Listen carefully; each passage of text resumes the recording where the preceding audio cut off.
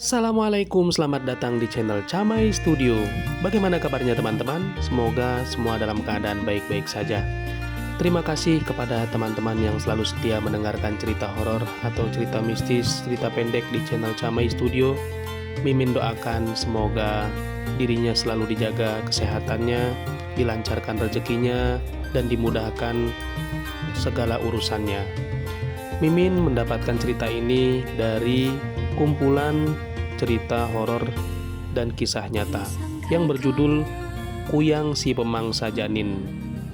Mari kita mulai ceritanya. Percaya atau tidak, ini pengalaman seorang calon ibu yang diuber-uber kuyang. Kuyang itu dipercaya warga Tanjung Redep, Kalimantan Timur sebagai makhluk siluman pemangsa janin dalam kandungan. Setelah menikah di Jakarta bulan Juni tahun 1994, saya ikut suami yang kebetulan anggota Polri yang bertugas di kota Tanjung Redep, Kabupaten Berau, Kalimantan Timur. Kami berada di kota itu sekitar 3 tahun, dari Juni tahun 94 sampai Juni tahun 96. Kalau di Bali, orang mengenal leak sebagai hantu siluman yang dapat membuat orang sakit atau meninggal. Maka di daerah Berau, pedalaman Kalimantan Timur, konon ada dukun yang dapat mengubah wujud menjadi binatang, entah kucing atau burung. Fenomena yang disebut kuyang, leak, dan kuyang memang berbeda. Wujud asli leak konon bisa seorang laki-laki atau perempuan, sedangkan kuyang berwujud asli perempuan saja. Leak Bali juga sudah canggih-canggih. Mereka dapat bersalin rupa menjadi siluman, motor, mobil, bahkan pesawat. Tapi kuyang hanya dapat berwujud siluman, burung, atau kucing. Sasaran korban leak mulai dari anak kecil sampai orang jompo. Sementara kuyang terbatas pada ibu hamil dan bayinya. Maka ketika saya hamil pada awal September tahun 1994, tetangga saya, Bu Sukamto yang asli penduduk Berau, menasihati agar berhati-hati bila bertemu dengan kuyang. Biasanya, ia berjalan-jalan pada siang hari untuk mencari mangsa sambil berpura-pura menjajakan barang dagangan. Ciri kuyang yang beroperasi di asrama Polres kami katanya seorang wanita berusia sekitar 50 tahunan dan biasanya memakai selendang. Selendang itu untuk menutupi tanda seperti bekas operasi di lehernya. Konon pada malam hari kepalanya akan memisah dari tubuhnya. Kepala itu akan berubah wujud menjadi burung malam atau kucing. Dalam memangsa korban, ia tidak pandang bulu dengan usia janin dalam kandungan. Ada beberapa teman yang usia kandungannya baru 4 atau 5 bulan. Kandungannya hilang di mangsa kuyang. Ceritanya, mereka ibu muda seperti saya, dan sebagai pendatang baru di Berau, tidak mengetahui cerita tentang sang pemangsa itu. Pada siang hari, ketika bertemu dengan wanita berselendang itu, perut teman saya diusap-usapnya. Dengan ramah ia bertanya, "Sudah usia berapa kandungannya, Bu?" Tanpa curiga, teman saya menjawab, kandungannya baru berusia 4 bulan. Keesokan harinya, ketika bangun tidur, teman saya kaget waktu mengetahui perutnya kembali ke bentuk semula. Ketika memeriksa diri ke dokter, bayinya sudah benar-benar lenyap, tanpa bekas. Hal serupa dialami juga oleh teman saya yang usia kandungannya 5 bulan. Menurut Ibu Sukamto, apabila bertemu wanita itu dan dia mengusap perut wanita hamil, maka si wanita hamil harus balas mengusap perut si kuyang kembali. Itulah cara melawan kuyang. Untunglah selama kehamilan saya tidak pernah bertemu langsung dengannya, karena ketika ia berkunjung, suami saya selalu berada di rumah. Namun Bu Sukamto mengingatkan agar saya tetap waspada, sebab kuyang terkenal pantang menyerah sebelum mendapatkan mangsa incarannya. Jalan terakhir yang akan ditempuh adalah saat sang ibu akan melahirkan. Saat itu, ia akan berubah wujud menjadi seekor burung, malam, atau kucing. Konon, untuk membedakan kucing biasanya dengan kucing jadi-jadian adalah saat ia mendarat di atap rumah. Suara mendaratnya seperti bunyi mobil jatuh, sangat keras dan jelas terdengar. Tentu saja itu akan terdengar kalau kami masih terjaga dan tidak terkena ajian sirep yang menyebabkan kita tertidur.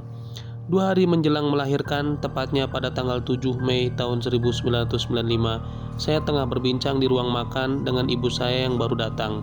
Hari itu, suami saya sudah terlelap tidur, padahal baru pukul 19.30.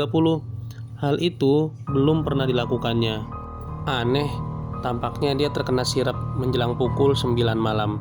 Saat saya pindah duduk, saya mendengar bunyi benda berat jatuh tepat di atas atap ruang duduk.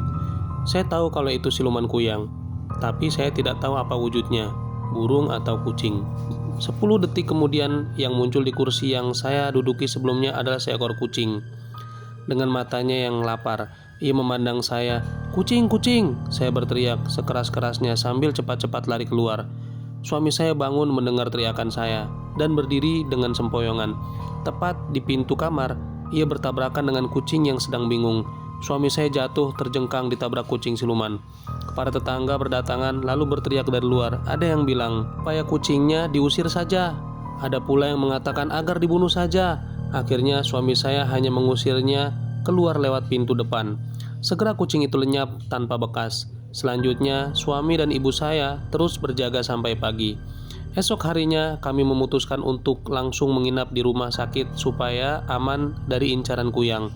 Namun, dugaan kami melesat. Menjelang pukul 2 pagi ketika sedang jalan-jalan di koridor rumah sakit, saya dan suami melihat wanita tua yang dikenalnya datang dari jauh. Saya disuruh cepat-cepat masuk kamar. Jantung saya berdebar cepat. Tidak pernah saya merasa setakut ini. Setelah suami saya kembali ke kamar, ia bercerita si ibu tua itu ngotot mau masuk ke bangsal bersalin. Ketika ditanya keperluannya, dia mengaku sebagai petugas memasak di dapur rumah sakit. Suami saya mengatakan, "Ia salah arah, letak dapur bukan di situ, tetapi jauh di depan." Dengan setengah memaksa, suami saya menyuruhnya pergi. Akhirnya, tepat pada tanggal 9 Mei tahun 1995, pukul 10.21, saya melahirkan putra pertama dengan selamat. Kami lega, berakhir sudah pertarungan kami mempertahankan bayi dari incaran kuyang. Akhir tahun 1995, saya hamil kembali. Saya ditinggal oleh suami yang bertugas mengamankan pembangunan pabrik kertas raksasa PT Kiani, kertas di desa Mangkajang. 6 jam perjalanan dengan mobil dari Tanjung Redep.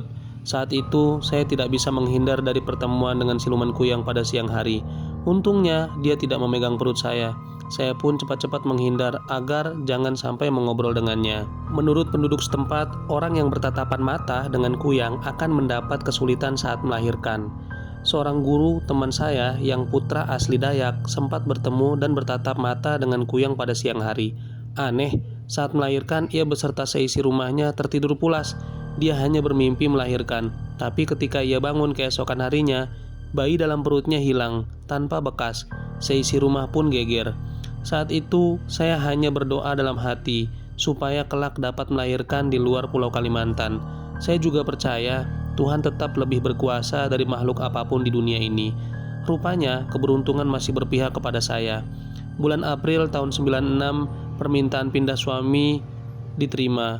Akhir Juni tahun 96 kami langsung pindah ke Bali. 10 hari di Bali saya melahirkan dengan melalui operasi sesar. Tepat pada tanggal 11 Juli tahun 1996. Saya bersyukur dikaruniai sepasang anak, putra dan putri. Namun yang lebih penting, mereka selamat dari incaran kuyang. Terima kasih Tuhan yang Maha Kuasa dan Maha Pengasih. Demikianlah cerita kami, teman-teman.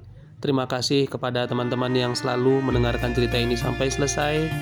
Jangan lupa yang baru bergabung untuk like, subscribe, dan share agar tidak tertinggal video terbarunya. Sekian dari saya. Wassalamualaikum warahmatullahi wabarakatuh.